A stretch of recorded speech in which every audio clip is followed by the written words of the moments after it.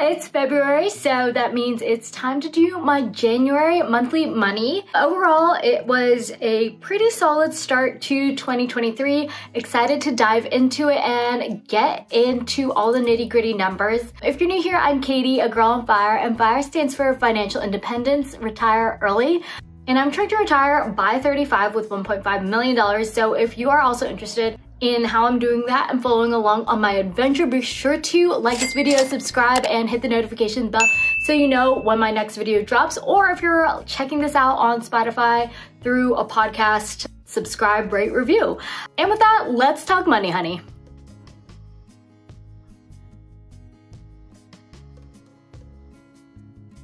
I always like to place this context up front. I know you've heard it a million times. I sound like a broken record, but I'm an art director working in tech. I've lived at home since the pandemic, 2020, and I am in the process of moving in with my boyfriend and going to be splitting house and utilities with him in the coming months. But until we sort of figure out and lock down that number, and I'll be sharing all about that, my house and utilities are $0.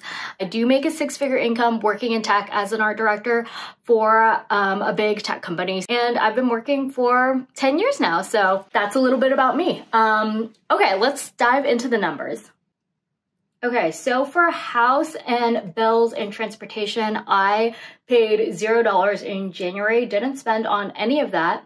For groceries, I paid $0, and for the first 2 weeks, I was with my parents at the tail end of the holidays, and actually my boyfriend is really sweet and has been covering groceries, so that is why my groceries at $0. Food, $175, went out to eat a couple times this month. Drinks, $0, did not spend any money on drinks. Car and gas, also $0, haven't been really driving around anywhere. Recreation, $113, what was that? Oh, that is because I spent some money on hosting a Chinese New Year dinner. I got Panda Express for all my friends and some Chinese food from a spot down the street, and yeah, hosted a dinner. So $113 on that. Travel, I spent $0. Health and wellness, $0. Shopping, $177. Gifts, $382.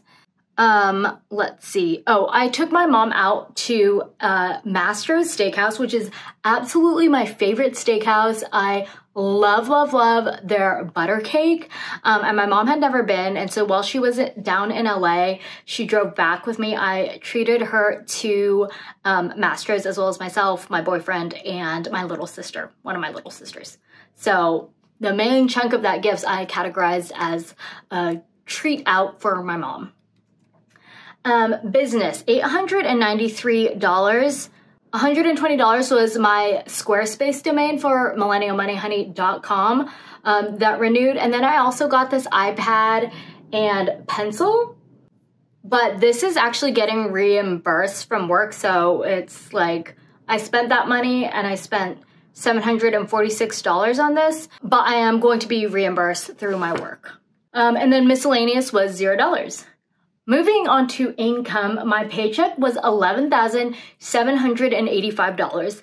And this year, I think you'll see that my paycheck is going to be a little bit inflated prior to my numbers in 2022. Not only because I got a raise, but I also decided to put back in my 401k and HSA money in under income. Last year, I was only counting it as savings, but I talked to a couple people on my YouTube channel, and they recommended I just, like, all of my savings need to be coming from somewhere. It's coming from my paycheck, so then I categorize it under savings and under income. And I talked to my boyfriend and my sister, who's a CPA, and she was like, yeah, just do that so all the numbers add up. Otherwise, you'll be missing money. So anyway, I think that's what I'm going to be doing. But if you're seeing my paycheck, like how did you get that much more money from like December even? That's how I got it. That's why you'll be seeing my paycheck now be in like the 5-figure range. Yeah. And I do calculate my income a little bit pre and post tax, because I know some of that comes out pre-tax and some of it's a little post. I basically count everything besides taxes that can go up to like the full 100% of my income. I just never kind of look at taxes unless it's for my freelance work. So it's a little bit messy. I don't know. This system works for me. I don't know if it's necessarily right or right for everyone, but and I feel like it gets me in the ballpark of my savings rate where it needs to be and what I need to be saving for financial independence. So it works. Resell, $100 in January. I am really going hard on reselling this year because I really want to do what I am dubbing net zero shopping, which is essentially where I am not spending any new money buying new clothes or accessories or shoes, etc. for myself unless I've resold an equal dollar amount of that same value. So I basically can't go shopping for new things unless I'm reselling it. There are some other miscellaneous shopping items that I'm not really counting towards this. I have this whole separate tab in my own personal spreadsheet, which I feel like I should maybe build out in the regular spreadsheet that I sell in case other people are really curious about like doing a net zero shopping year. But yeah, this is what I'm doing and I think it'll be really fun and challenging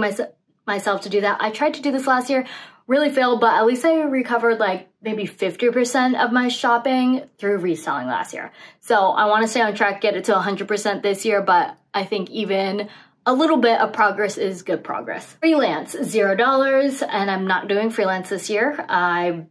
Unless it's, I don't know, it would have to be a really special client or something for me to want to freelance design work because I can't be bothered. Cashback, $156. Yeah, let's see. Cashback. Oh yeah, I ended up returning the Best Buy Apple Pencil because if you didn't see my TikTok or Instagram reel, I actually got a free second generation Apple Pencil when I ordered this iPad case. Somebody, I guess, returned it and left the Apple Pencil in it and Amazon said keep it. So I got a free Apple Pencil, but I feel bad for the person who did that, but can't really do anything about it. So gonna keep it. Interest, I earned $69 through my Wealthfront and Ally high yield savings accounts.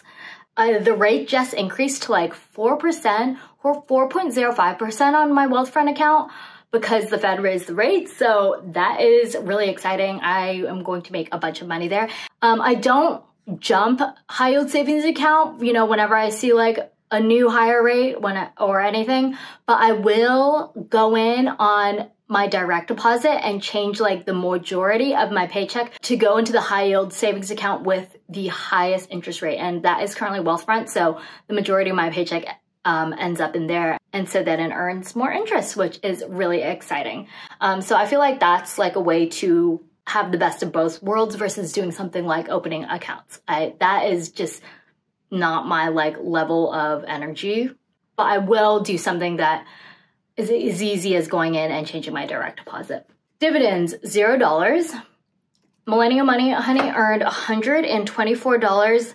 That is from my Instagram Reels, $103, and Anchor was $20.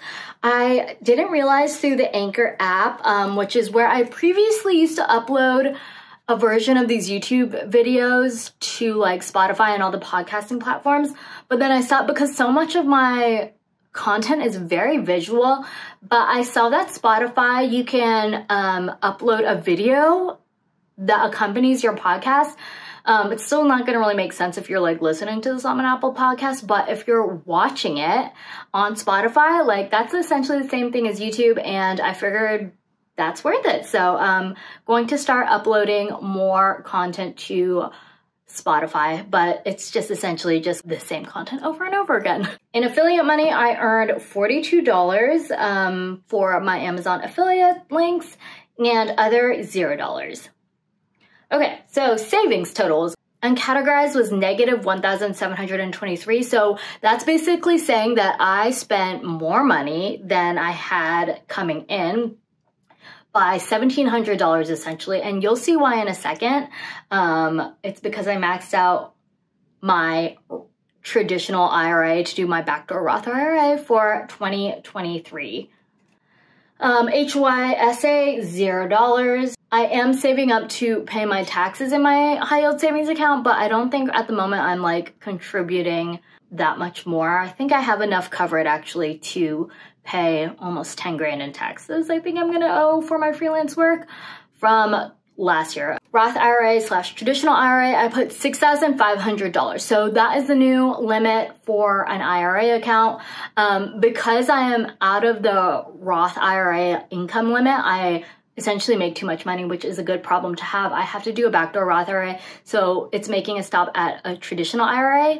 But because of the pro rata rule, I believe, I can't convert it. So basically, I'm supposed to be doing a backdoor Roth IRA, but I need to consolidate the rest of my traditional IRA accounts. I need to talk to my accountant about this because I've been opening like a new traditional IRA every single year, and I'm wondering if I need to consolidate all of them in order to be doing a backdoor Roth IRA. Need to figure that out. Okay, for SEP IRA, $0. I feel like my accountant by like March will tell me what I need to contribute to that, but still waiting on them to give me the final number based on my freelance income. Brokerage, $3,000. That's just my regular transfer to my brokerage account. I probably could have taken that down this month since I knew I was going to be contributing heavily to my Roth IRA, but it's okay. I kind of had funds in my savings account anyway to cover that, so it's all good. 401k, I put $2,454, and for my 401k, I count also my employer match, so that's that too. I need to check and make sure I am going to be maxing out this year for the whole entire year. I think I went in and did that, but I need to double check. But the new contribution maximum for my 401k is, I believe, $22,500. I'll correct that in a text caption on the video if I'm wrong, but I believe that's what it is. And then HSA, I contributed $304 between my contribution and my employer match. All right, and then for totals, my expenses totaled to $1,741. Income, I made $12,276. And again, this year I think I'm really gonna be making 5 figures every single month. And this is just from my corporate job. I decided I am just like a corporate 9-to-5 girl, and I am okay with that. I talked about this on a podcast with my friend Sarah. It's called the Attainable Podcast, and I'll leave a link to that. But it was a great conversation about how we both realized that like a lot of people are, you know, Tim Ferriss-y kind of guys, like 4-hour work week to get their way to become financially independent, and you know, they really hustle hard, but like honestly, we just realized that we are just corporate girls, like, and that is a fine way to get a fire. That's honestly how the vast majority of people I think will be able to attain financial freedom, is just working a 9-to-5. It's really important to find something that you can grind out for. I mean, I've been at it for a decade, so at least that long. Maybe you can do it a little sooner than me if you find financial freedom sooner and the ideal fire sooner. But, you know, for 10 years in the field, like, I'm pretty happy doing my design role. Savings, $10,535 for a savings rate of 86% in January. So that is where it's at for my January spending, the very first month of the year.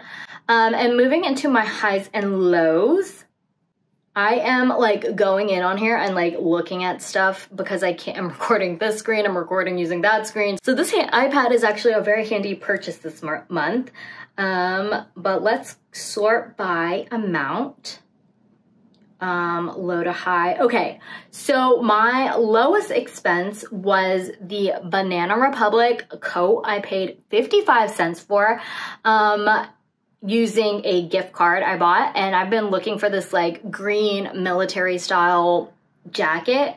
So found one on Banana, paid 55 cents for it. However, it came in and I think it's a little bit too big. I sent it to my parents' house. I thought it would be there before I left to go back to Los Angeles. It did not arrive. So my sister's going up next week and I'm gonna get it then. But yeah, I think it's gonna be too big. So I might have to resell it anyway. And then my biggest expense was, of course, out of pocket paying for this iPad, which I honestly haven't used it probably as much as I thought I would. I thought I'd be like an artist and doodling, which I think is how every creative goes in thinking they'll be using this. But I like the mini size because it's like much more compact, and my laptop is so big. I just wanted something little so I could doodle for YouTube thumbnails. I don't know. In fact, maybe I should do that for this month. But I just create them in Canva, and honestly, that's like super easy. And then my favorite expense was hosting Chinese New Year dinner for $113.10. That was totally worth it. I loved hosting my friends, and it was just so easy. And honestly, it's easier to just go out and buy food. I'm not a cook. Definitely could not make authentic Chinese food. I'm like 4th or 5th generation Chinese American. Couldn't do it. But I do enjoy Panda Express, so. And yeah, that's basically it for my January spending. If you guys want to like know more on these monthly money videos, I'm always looking to improve on the content that I produce for you. So let me know. My DMs are always open on Millennial Money Honey. Feel free to subscribe to this channel, podcast, wherever you're watching, listening, whatever do. And we will be back next month. And I will actually, the next video I'm planning on having up, I really need to get to it. It's just like so much effort editing. Guys, so much effort editing, but is the walkthrough of this actual spreadsheet that I'm using, so you too can like see it and get a copy of it. And if this is like how you kind of categorize your money and it makes sense to you, like this is like the anti-budget perfect spreadsheet for you for tracking your journey to FIRE. That's it for January. I will see you next month, and let's all retire early together.